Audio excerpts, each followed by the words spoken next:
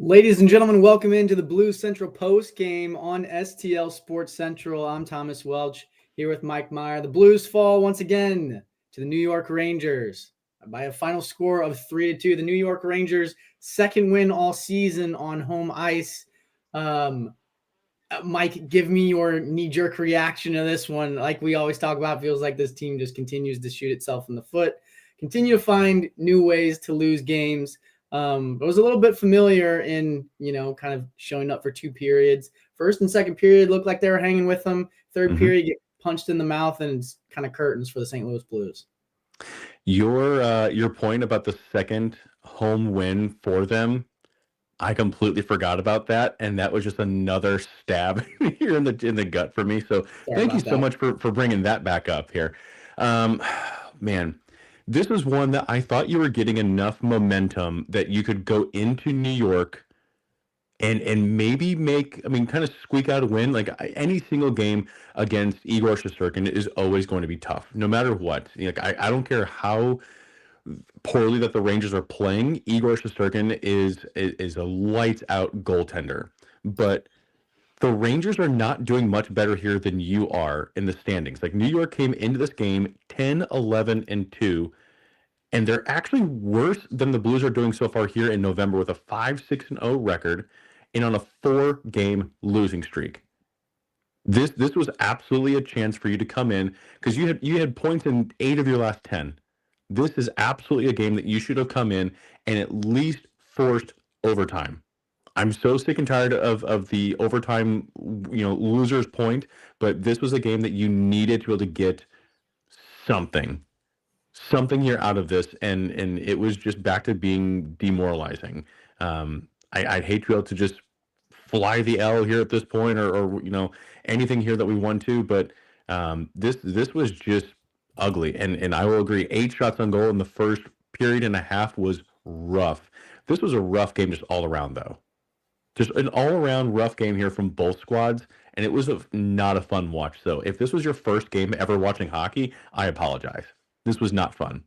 They're going to need to be able to wrap up this road trip here, though, on a good note. I'm going to shut up here now, and I'm going to let you be able to take it away because I can just continue just bitching and moaning here about this team. Hey, that's what we're here for, right? I'd love to hear all of it, unbridled, the passion flowing through.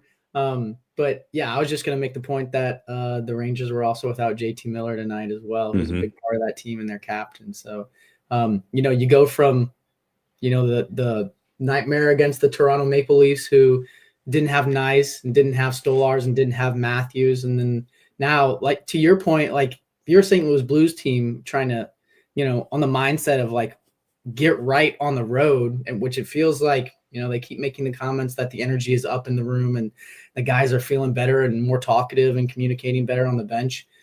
That's great, but it's got to turn into results on the ice, right? And if you're a St. Louis Blues player or Jim Montgomery on the bench, like, you got to see this matchup for the New York Rangers coming in 1-7-1 at home on home ice, and you just got to be salivating, jump on top of them, which the Blues did.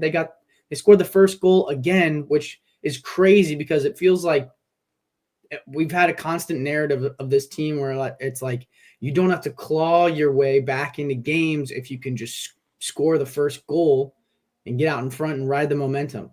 This team this season feels like is having the opposite effect, to where they go out 1-0 or 2-0 up and they're like, oh, game's over, sweet. We don't have to play the last two periods. And then they get punched in the mouth because, oh yeah, people in the NHL are like, pretty good and professionals, and they play full 60 minutes. And they end up all these ridiculous comebacks on them all season. They're like, what's going on? It's like, dude, play the full game.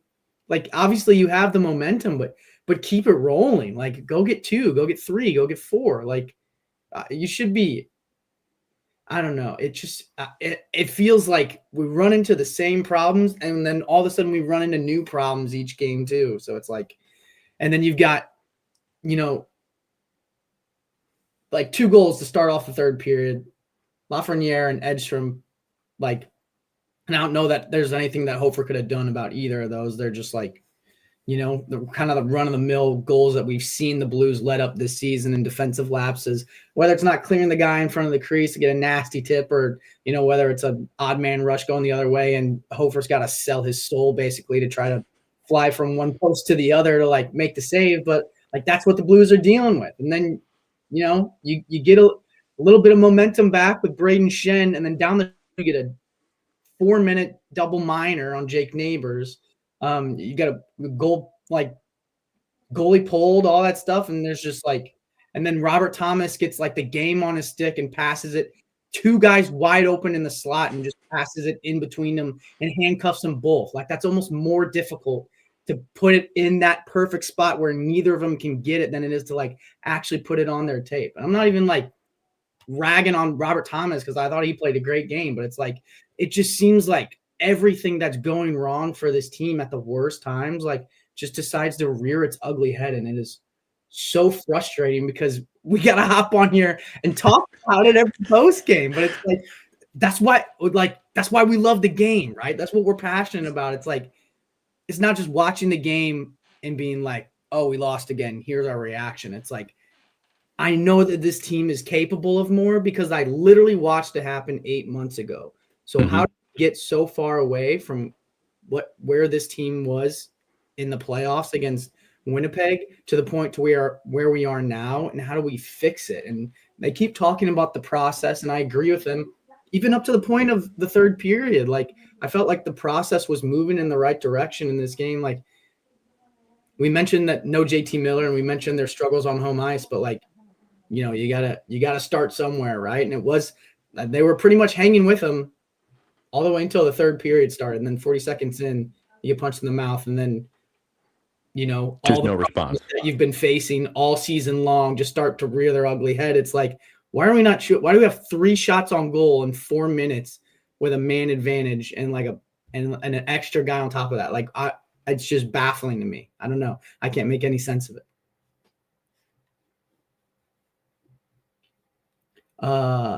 Chat says the best players in this team are not consistent NHL players that bleeds into the rest of this team.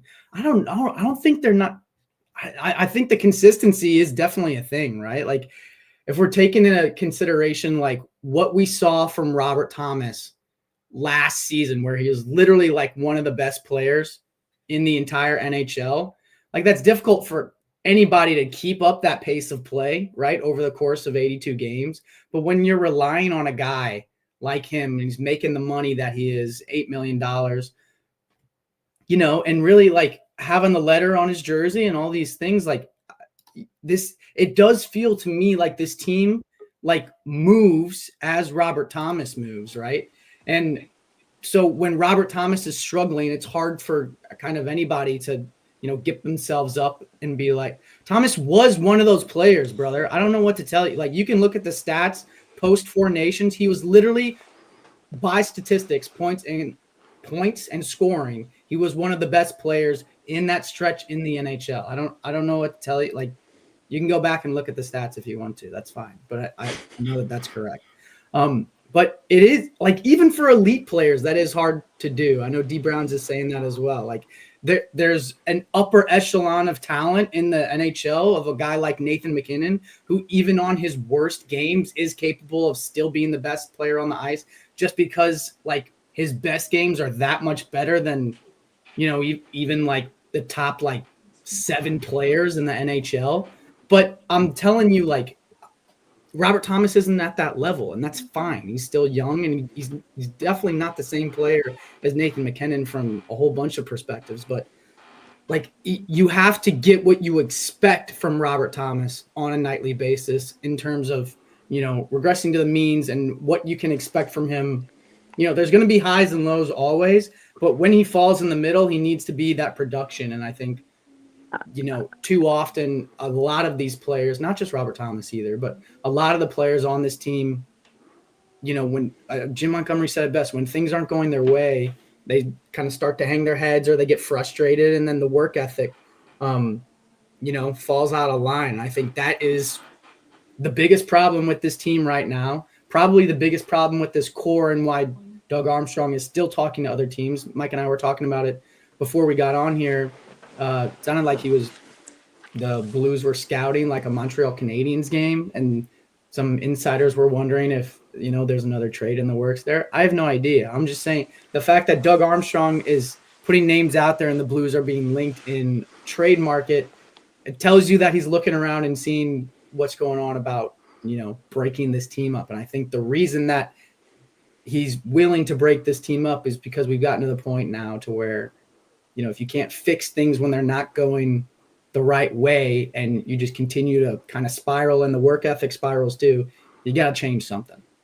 And I know stay away from Montreal. That's what I said too. I was just about to bring that up. Yeah. So I think just before we get here any further, I know we're going to be able to get here like into plenty of different rants here and anything else. Just a reminder here for fans, Blues Central postgame brought to you by our business banking partners over at Home Bank. From business lending to everyday banking, Home Bank has been with us since day one as a trusted partner. Business isn't just about numbers, it's about relationships. And with Home Bank, these relationships make all the difference. Home Bank is a team behind our team over at SCL Sports Central. Visit myhomebank.bank or call 855-577-2001. Home Bank, member FDIC, more than a bank, they're your business partner. Thomas here for me. I know, sorry here, technical difficulties, and so I had to quickly pivot. Obviously, you quickly pivoted, so I appreciate that. I made some notes here just before this game, and just something that I was looking for here. And again, like I know, we're kind of backtracking here just a little bit. Heading here into this game, the Blues were 7-9-6 here, still below 500, still searching for that consistency. And I think that's one of the biggest words that we're still looking for here this season. They're looking for strong puck possession numbers, shots on goal here, just among a number of things. But beyond that, you're looking for the areas that you are improving on to not just fall behind when other areas of the game start to improve. You need your leaders to improve. You need your leaders to lead. Your top players have to be your top players. And you were starting to talk about that here with Robert Thomas. The defense needs to be able to play their game and at times work their way into the play and drive offense when your forwards just for some reason just aren't able to do so. The Blues have plenty of offensively minded defensemen more than capable of lighting the net, of lighting up the lamp. Tonight, though, you also want to be able to see a player with a stable performance here from Logan Mailloux. Really quickly, what was your opinion here of Logan Mailloux here this game? I think he ended up as a -2, so that's still a struggle, obviously. But I will say this: it seems like Jim Montgomery's still kind of sheltering that third pairing in terms of the ice time that we were looking at. I think they both ended up with about 13 minutes of time on ice, so that goes to show you that's conducive with what we saw with Matthew Kessel. That's what we saw with Hunter Skinner and kind of everybody that's been on the revolving door of that third defensive pairing throughout the course of this season, which we've mentioned is not sustainable for the 82 game season of this team. So they're going to have to figure something out there, right? And obviously, like I said, Logan Mailloux being a -2 tonight is not best case scenario.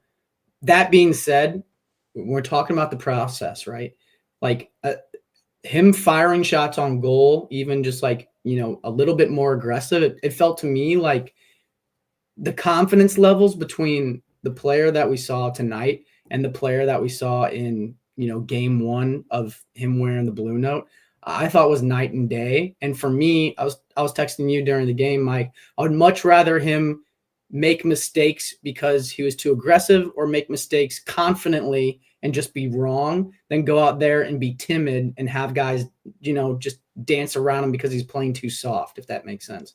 Yeah. And I think a lack of confidence leads to playing soft or playing timid in that regard. So, for me, if he's playing aggressive, playing confident and ends up a -2, I think that gives you, in the terms of building that process, I think that gives you more to work with and more to build off of. Like, you were confident about this, right? And here's what you read, but here's what actually happened. And this is why you got burned, is a much better conversation to have than being like, why were you stuck in between here? You should have either picked to block the shot or go flying at the man. Instead, you got caught in between, caught puck watching, and the puck's in the back of the net because this is the NHL. You know what I'm saying? So I think for me, like, because I saw a more aggressive and more confident Logan Mailloux in this game, the result is not there yet, much like the results aren't there for this team right now. But I liked what I saw from him better in this game than I have, I think, all season. Absolutely. And I couldn't agree more. The first period, I think you saw a ton of swagger from Logan Mailloux. He was jumping up into play. He was being aggressive. There was at one point where he was near his defensive zone, and he's jumping up. He's swatting down pucks. He's doing absolutely everything here possible that he can be able to end up doing. That first goal was really tough because he and Fowler were on the ice for nearly 2.5 minutes. And for those who didn't watch the broadcast, I thought Joey Vitale did a great job of breaking this down. Most players are going to play about 30 to 40 seconds here max. And then you saw Fowler and Mailloux on the ice here for 2.5 minutes. That's a long, long time for them to be on the ice. Second goal that he was on the ice here for, again, it's really, really tough. I personally thought it was a high stick at that point in time. So I don't know. I didn't like the fact that they didn't challenge it, and maybe I'm mixing up the two. Again, like the one that looked like the one from Lafreniere. Yeah, I thought it was a high stick. I thought it was above. It was close, right? But it's also like knowing what we know about this team. If you challenge that and then the puck goes in the back of the net again, like let's say you challenge it, the refs say no, right? And especially with goaltender interference is obviously a different conversation, but there's so much discretion that goes into officiating, and it kind of felt like they were also all over the place tonight. If they say it's a good goal and then you end up on the penalty kill and they score again, it's like, I don't know if this Blues team, as it's constructed right now, with the way that they've been playing, is capable of even clawing out of that stretch, much less like in such a drastic contrast of a swing to where you're like, oh, this is getting called back, and then all of a sudden there's two in the back of your net. So I don't blame Jim Montgomery for not challenging it, but I am with you that it did look like it was close, and I don't know, it didn't feel like they gave a lot of time to even speculate challenging it. Like they were just all right, and the puck's been dropped and we're moving on. It's like, okay. Yeah.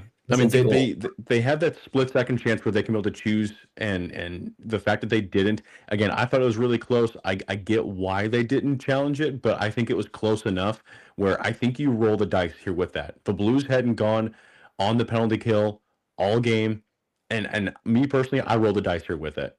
I think that there could have been at least a close enough chance where you could have made an argument here for it, and you just be able to go for it. So Logan Mailloux here again, I thought he looked good. The stat sheet, like if you're just looking at the box scores, you're going to see another -2 here from him, and you're going to say, great, same old Logan Mailloux. No, this kid here looked a lot better. And again, sheltered minutes here for him here as of right now. He played one of the lowest time on ice totals here of all defensemen here for the Blues.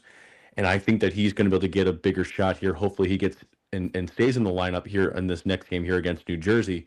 But boy, I think you saw a completely different Logan Mailloux from what we did before his stint here with the Springfield Thunderbirds. Okay, you want to have an uncomfortable conversation?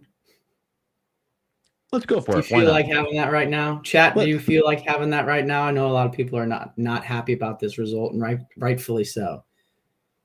So I'm running through the stretch of Blue stats right now. Chat's talking about how we have no double-digit goal scores and assists. I think what I'm looking at is Robert Thomas has 10 assists, but to your point, that's still just barely scraping by when right. The rest of the league has people that have like 20 points and our max has like 13. It's kind of chaotic.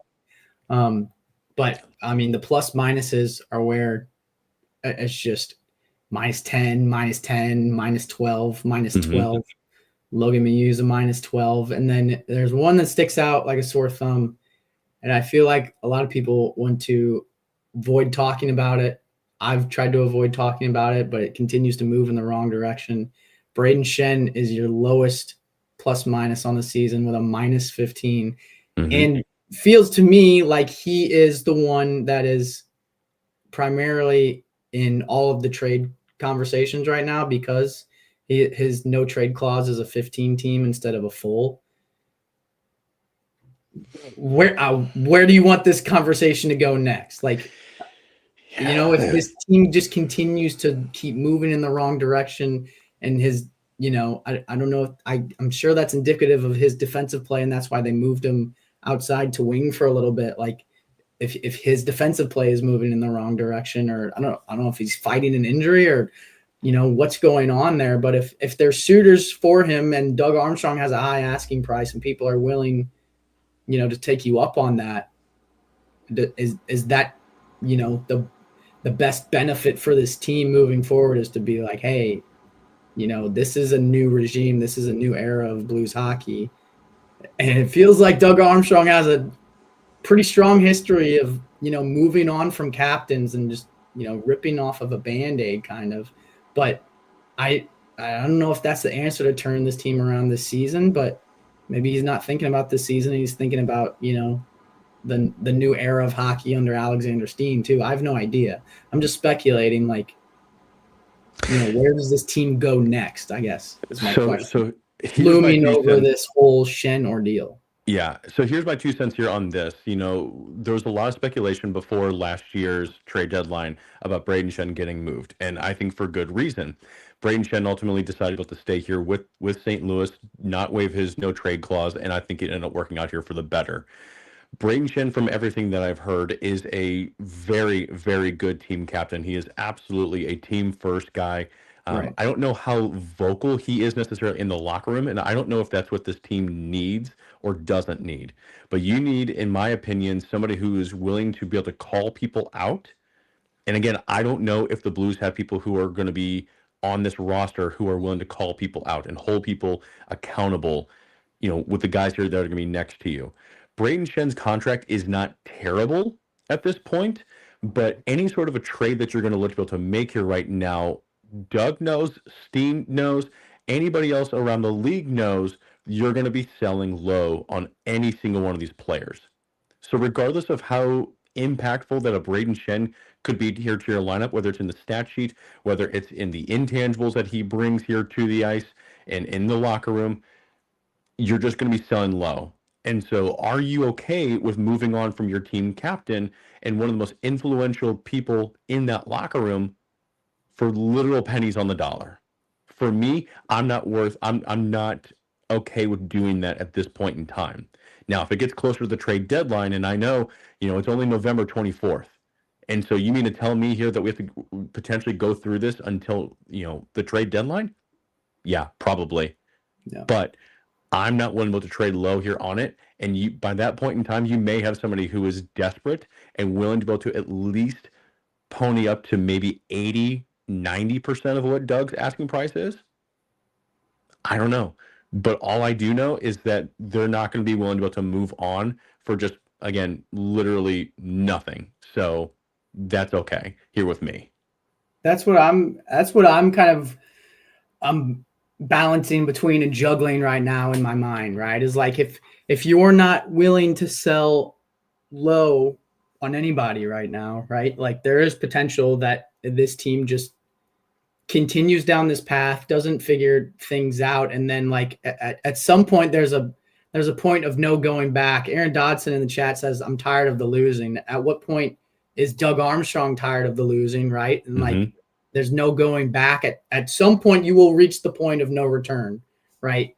And then at that point, like, if you haven't made a move yet, you're almost just like saying this season is a wash and we're kind of building for seasons down the line. So like, I get obviously you don't want to sell low on anybody, but if that selling low allows you, and here's my thought process here, right? I think Brayden Schenn is a fantastic hockey player.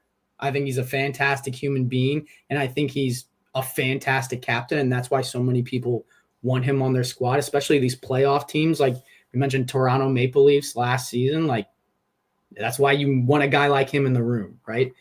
But is Brayden Schenn, like, I don't know why Brayden Schenn is considered a good captain. Obviously, he speaks confidence into everybody in the room. He's a seasoned vet and all those things. But, like, when you have a guy like that in the room, does he act as a shield for other guys? You know what I'm saying? Like, like to your point, how many vocal guys do you have in the room besides Brayden Schenn?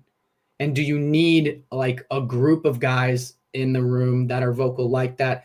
Like guys like used to be David Perron, like Alexander Steen. Like you had this core of a leadership, right? And they say that Colton Parayko is in there, but yeah, like that also the times that I hear Colton Parayko speak, he's like the quietest guy. I'm not saying you have to be the loudest guy either, but it's like you need a combination of all of those things, right? And I just wonder, like, how much of that vocalization leadership is Braden Shen, and how much does the team rely on him to breathe confidence into everybody, to, answer the tough questions, answer, kind of push back on, stuff that maybe the team doesn't necessarily agree with in terms of success with the coach and Jim Montgomery. Like, if they're looking to Braden Shen to handle all of those things, I think that's a net negative on the entire squad. So removing him from the squad, obviously that would suck for a multitude of reasons, but it would force a little bit more accountability on the rest of the team. And, somebody's going to have to step up into that role, or multiple people would have to step up into that role. And, as the season goes on, I think that's an option that Doug Armstrong is looking into. Yeah, absolutely. And I know we're running long here tonight. I'm going to do 2 more quick reads here just really fast before we head out of here. Guys, December 1st is coming up real quick. I don't know if you are paying attention to anything. The ads that I'm getting like crazy are talking here about anything sports gambling. Bonus bets every night, dude. It is insane, the number here of them. However, get yourself ready here again, December 1st. Download the DraftKings Sportsbook app now. Use code STL Sports to grab $300 in bonus bets with just a $5 bet when we go live here December 1st. That's called STL Sports in a partnership here with DraftKings Sportsbook. Gambling problem? Call 1-800-GAMBLER. 21 and over. Physically present in Missouri. Eligibility and restrictions apply. Subject to regulatory licensing requirements. Bonus bets are non-withdrawable and expire 7 days after issuance. For additional terms and responsible gaming resources, see sportsbook.draftkings.com/promos. Thomas, I don't know here about you, but I'm going to need some additional energy here this week, and I know the Blues are going to look, because they needed a pep here in their step. Hopefully they're going to be going with our guys over here at Drink Thunder, the all-natural pre-workout that just hits a little bit different. Plant-based, fruit-based, zero sugar, sweetened naturally with monk fruit. Each serving is packed with vitamins, minerals, and antioxidants to ignite your energy and push your performance here to the next level. Choose the flavor: orange mango, blackberry lemonade, or strawberry cream. Feel the rush the natural way. Order now at drinkthunder.com. Thomas here again. We're going to be running to the next couple of games. We're wrapping up the road trip here right now here on Wednesday. If you got to be able to take one value prop, if you got to be able to take something here about next game, what do you think? What's your bet? Give me the over. I think for the Devils, the New Jersey Devils, I think there's going to be, it feels like the Blues have been struggling to score, and it feels like the Devils have been scoring at left and right. Obviously Jack Hughes' injury kind of puts a dip in that, but it felt like Timo Meyer's been firing it up recently. So, if the Blues kind of, I feel like in these next couple of days, they're going to be focusing on how do we get the puck in the back of the net more. And, hopefully that starts and ends with, hey, maybe we should get more shots up. That might be a good place to start, because I feel like a lot of Blues fans were saying shoot the puck, like the staple for every hockey fan, like multiple times tonight. So I'm sure they'll be assessing that and seeing that on the film too. But I think just hammer the over against the Devils. I don't necessarily know that the Blues are going to win that game, because the Devils are kind of, a hot team right now, especially more so than the Blues are trending. But, it's an opportunity, right? And at the end of the day, probably going to get Jordan Binnington back in net, which is always nice. And he just had a beauty of a game last game as he gets geared up for, Team Canada. So, maybe he just steals one, stands on his head, and, who knows what's going to happen. But I think I would be, if it was December 1st, or if I was in Illinois, just around the river bend, I'd be sprinkling a little bit of fairy dust on that over. That's for sure. Love that. Here really fast. I'm going to have to go here. If I'm going to make a choice, it's going to be New Jersey Devils. They are 7-0-1 at home. and I would be going here with Jesper Bratt to at least get a point. He is hovering right around here with the Jack Hughes territory. So sorry, Blues fans. I just got to call him like I see him, and I think that's where I'm going to end up landing here again, unless Jordan Bennington just pulls something out. Trying to make people some money here. It's not always pretty, and it's not always the result we want, but the result that we want is to get you guys to get a little more cash in your pocket. That's for sure. Absolutely. I think that's all the time that we have for today, though. So appreciate chat, always keeping it flowing. Appreciate you, Mike, for your candor and your insight as always. I'm Thomas Welch. He is Mike Meyer. We will see you guys after New Jersey Devils game. Hopefully it's a different result. Feel like I've been saying that a lot this year, but all that we can do is hope, and this Blues team will always give us hope. So we will see you next time on the Blues Central post game here on STL Sports Central. Follow us on all socials: Twitter, Instagram, Facebook, TikTok, whatnot, Sora, whatever your fancy is. We will be there, and we will see you guys next time. Peace.